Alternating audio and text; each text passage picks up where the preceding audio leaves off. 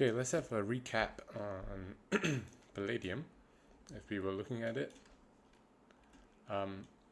we had the buy side here as a target, and price was here at the time. I think when we were doing analysis, we got a bit of a consolidation, some equal lows. We take that out, and then boom, boom, boom. And to keep in mind as well, the overall analysis, this trend line. Okay, don't worry about this here. Let me just hide this.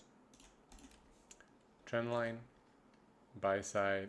So those are the couple of things to consider. And on the higher time frame, above the buy side is the 2 weeks. Okay. Over here in this white. And we had this, yes, the 10 days, I believe I showed you, was looked nice. We had a 10-day close like this. And then we had this come back into that area, the bodies of here, into this wick, and then boom, a little bit of manipulation on the lower time frame. You see the equal highs here. This is coming here. This is coming here. For sure it's coming there. Because it makes because it makes sense. So on the daily, yeah, so I actually got out at a lower price. My stop loss was initially here, and then I got out somewhere around here. I just wanted to wait for a reaction, and by the time I saw it this morning, it was already up here. So I'm re-entered into this position, starting from that zone, using this 10-hour here as an inversion for the next 10-hour candle. So we get a 10-hour close. This candle in the morning, when the market opened, moved down, and then we pushed up. Okay, so let's look at the manipulation again. As in, what is price doing, playing around these retail patterns. So we had the bias that is going up, the liquidity here. Now we can frame the narrative around that, around the goal, right? So let's say you're writing a story, you decided on your ending, and then now you kind of have to work out how is that ending possibly gonna come to fruition.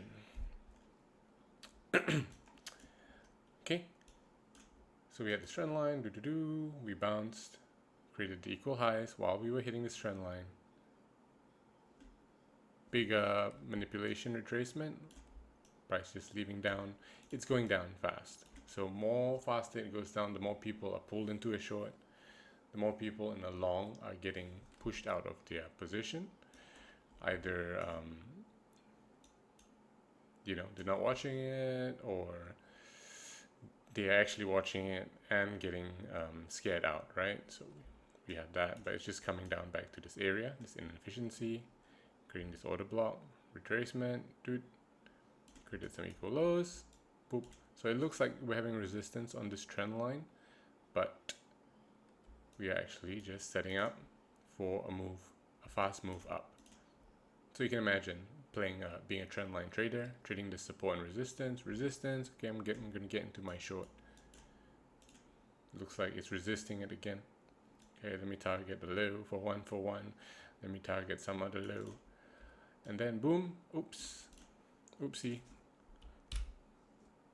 That's why it moves fast when it's going to get to an area. It makes it hard, it makes it difficult at first, and then it moves fast.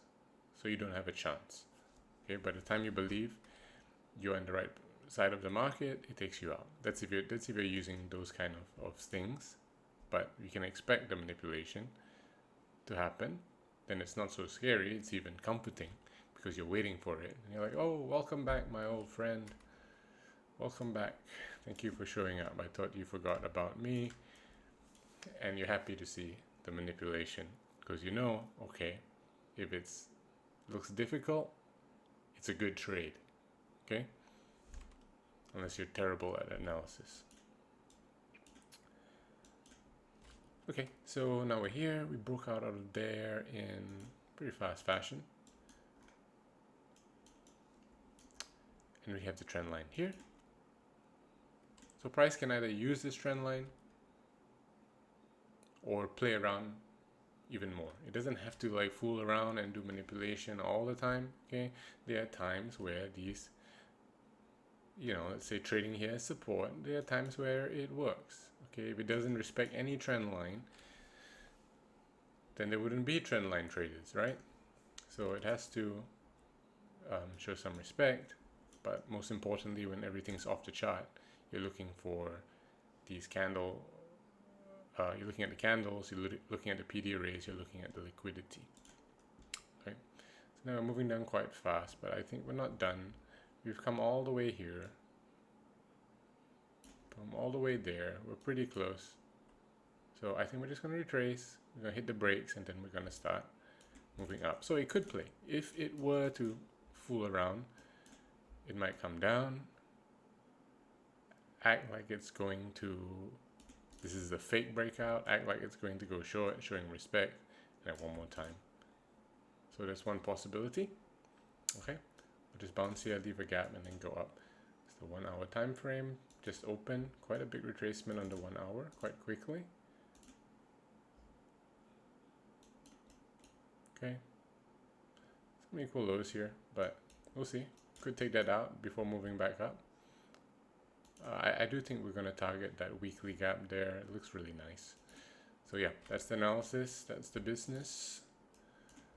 And stay tuned for more.